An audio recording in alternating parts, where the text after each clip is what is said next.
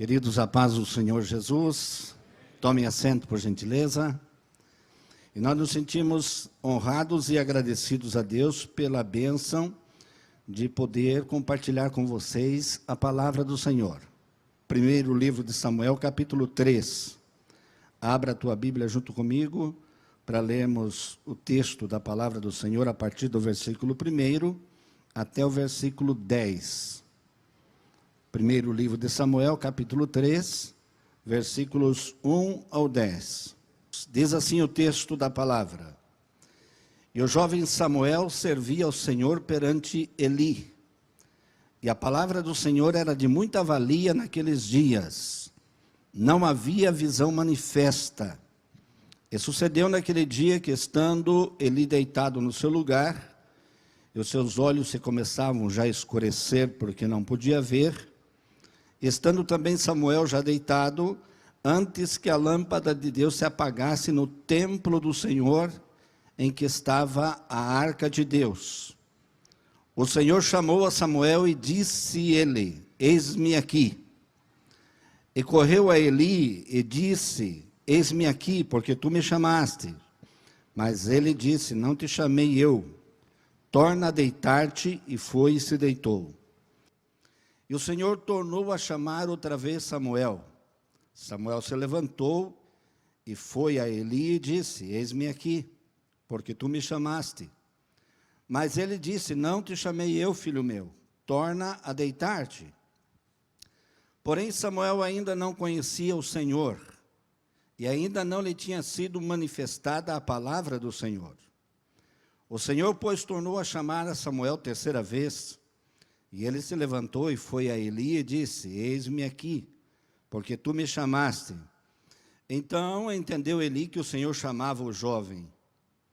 Pelo que Eli disse a Samuel: Vai te deitar, e há de ser que, se te chamar, dirás: Fala, Senhor, porque o teu servo ouve.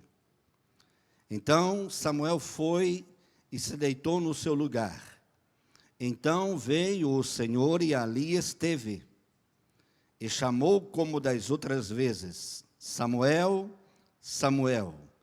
E disse Samuel: Fala, porque o teu servo ouve. Você pode dizer amém? Eu quero repetir a leitura do versículo 1 e do versículo 7, porque é baseado nesse pensamento que quero compartilhar a mensagem do Senhor nesta noite com vocês, que diz assim: E o jovem Samuel servia ao Senhor perante Eli. Somente essa parte. E no verso 7 diz assim: Porém Samuel ainda não conhecia ao Senhor, porque a palavra do Senhor ainda não tinha sido manifestada a ele. Queridos irmãos, esta história é fascinante, a história de Samuel. E o pensamento que eu quero focar com vocês aqui, em alguns minutos, é sobre o valor e a necessidade da experiência com Deus, de ter um contato direto com o Senhor e ter a certeza de que o Senhor falou com você. Existem muitas pessoas que falam de Deus, inclusive há pregadores que falam de Deus, e não falam com Deus, não obstante falarem de Deus, mas não falam com Ele. Existem muitas pessoas que elas ouvem falar sobre Deus, mas elas não ouvem Deus falar. Existem muitas pessoas com quem Deus fala e elas não atendem ao que Deus fala. Mas existem pessoas que Deus fala e elas atendem, e aí a história é outra. Quando Deus fala, a história muda. Muda completa, total e radicalmente. A experiência de ouvir Deus falar está muito além, por exemplo, de uma experiência de você ter recebido de Deus um livramento. Um livramento que a tua vida estava a perder, uma cura de uma enfermidade mortal, uma ação divina que te tirou de uma situação muito apertada e muito difícil, impossível de sair humanamente falando. Estas experiências, elas são experiências relativas. Elas são subjetivas e relativas. Subjetivas a você e relativas a uma situação. Mas quando você tem a experiência de ouvir a voz de Deus, não é uma experiência relativa e nem subjetiva. Ela é absoluta. É absoluta e eterna. Não tem como você esquecer da voz de Deus quando Ele fala com você. Quando Ele dirigir a palavra a você e falar com você, Ele não muda somente a tua situação, Ele muda a tua história. Ele muda a tua vida no todo. Você não conseguirá ser mais o mesmo depois do dia que o Senhor falar com você. Você não conseguirá ser mais a mesma pessoa, porque o falar de Deus é tão poderoso, é tão tremendo, que no Salmo 29 diz que faz até tremer o deserto de Cádiz. Essa experiência de ouvir Deus falar é uma necessidade muito grande da nossa geração. Veja que eu estou dizendo da nossa, e eu já estou pertencendo à turma da terceira idade. Mas estou dizendo da nossa porque eu estou vendo vocês aqui. Mas é a necessidade dos meus netos, é a necessidade de adolescentes, é a necessidade de jovens, é a necessidade de muitas pessoas adultas que se encontram aqui nessa noite. O texto que nós acabamos de ler, ele desenvolveu-se num cenário que, segundo o historiador Flávio Joséfo, Samuel tinha 12 anos de idade. 12 anos de idade é a pré-adolescência. É o posicionamento da vida de maior vulnerabilidade do ser humano. É o momento da vida onde o ser humano, se ele tiver um trauma, esse trauma pode maculá-lo de tal forma que toda a sua vida não será capaz de endireitar esse trauma. Ele carrega esse trauma. Ele leva esse trauma consigo. É como uma planta tenra que recebe uma picada do bico de um pássaro, e naquela picada, onde rompeu a casca, cria-se um nó. O veio, a vertente, a água que suga da seiva, faz uma volta e cria um nó. Ela pode ficar do tamanho que for, e aquele nó vai crescendo. Aquela marca vai crescendo, não consegue tirar. É um período da vida onde experiências traumáticas podem desviar um ser humano e fazê-lo perder a esperança da eternidade com Deus. E aí Deus vem exatamente nesse momento. Eu acho Deus magnífico, afinal de contas, não há ninguém mais magnífico do que Ele. No versículo 10, o texto que eu li diz assim: e Deus veio e esteve ali. Pensa nisso. E Deus veio e esteve ali. Pensa nisso. E eu digo para você essa noite: Deus veio e está aqui nesta noite, aqui neste lugar.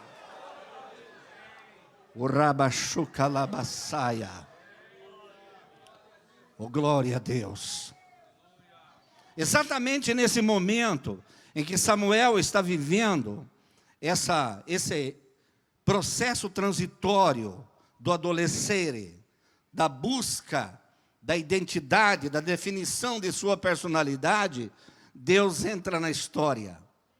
E é maravilhoso, porque Samuel tem algumas expressões relativas à sua pessoa que não somente cabem na situação de crianças e adolescentes e jovens, mas também na situação de pessoas adultas, onde você vai encontrar o texto do verso 7 que diz assim: porém, se refere a uma situação, ainda, é um advérbio de tempo, porém, ainda, uma situação dentro do tempo que ainda não está definida. Porém, ainda, ele não conhecia o Senhor, porque a palavra do Senhor não havia sido manifestada a ele. Só que este porém, que muitos têm os seus poréns, Você tem os teus poréns. Você é servo de Deus, você frequenta a casa do Senhor, você serve em alguma coisa, porém tem alguma coisa. É como o capítulo 5 do segundo livro de Reis. O grande general da Síria, Naamã o Ciro, um homem distinto, poderoso, general de guerra, vencedor, conquistador, respeitado, porém era leproso. Esses poréns da vida do ser humano são elementos que eu quero dizer para você. Deus pode tirar o porém e mudar o ainda. Ele pode colocar uma nova situação na tua vida. Ele pode fazer isso. Porque Ele tem o poder para fazer isso. Ele tem a autoridade para fazer isso. Este menino Samuel, ele teve a benesse de estar na casa do Senhor. Mas isso evidentemente não significa que não custou alguma coisa para ele. Ele tinha a bênção de estar no lugar certo, estar com as pessoas certas e não se deixar influenciar pelas pessoas erradas. Você lê repetidas vezes no texto, e Samuel crescia, e Samuel servia, e Samuel crescia e se tornava agradável aos homens e a Deus e aos homens. Você lê dos filhos de Eli, que os filhos de Eli, eles serviam no templo, mas não conheciam o Senhor. O problema deles não era conhecer o Senhor, não conhecer o Senhor. Os filhos de Eli, Ofni e Finéias, o problema deles era serem filhos de Belial. Esse era o problema deles. O problema deles não era conhecer ou não conhecer. Não era esse o problema, porque não conhecer, o Samuel também não conhecia.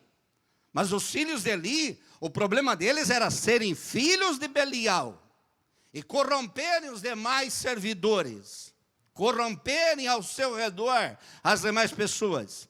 Não obstante a isso, Samuel naquele meio, naquela situação, ele se mantinha no lugar certo, com a conduta certa e sempre atento a ouvir aquilo que ele deveria atender.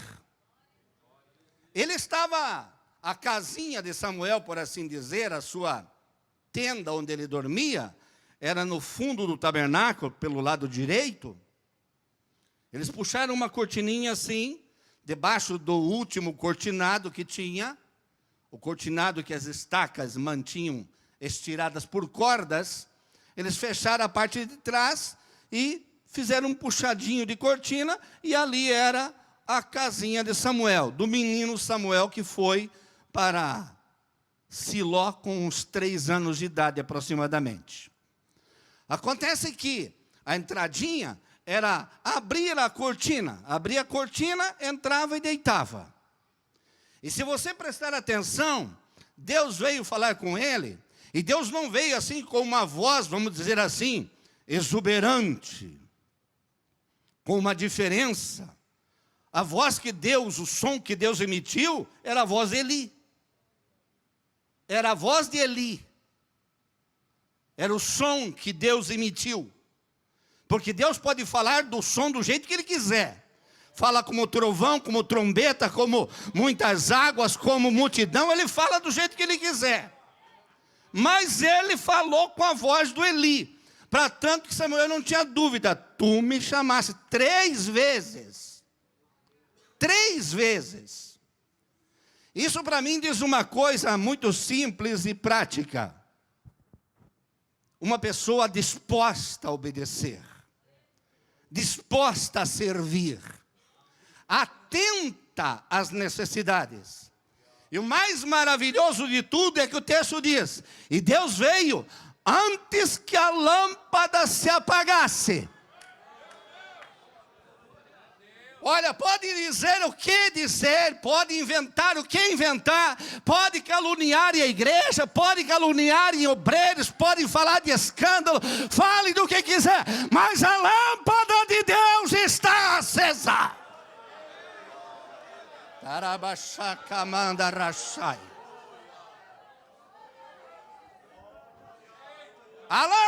do Senhor ainda está acesa, ainda tem língua estranha, ainda tem profecia, ainda tem revelação, ainda tem unção de Deus na casa do Senhor. O Rachocalabasaia, Rabashurimanda Katoro Shakai, Eria Shoriakatarabashaia. A lâmpada está acesa e o Senhor veio na sua casa esta noite. O Rabashokaturimasaia, o Kalabashuramanda Saia.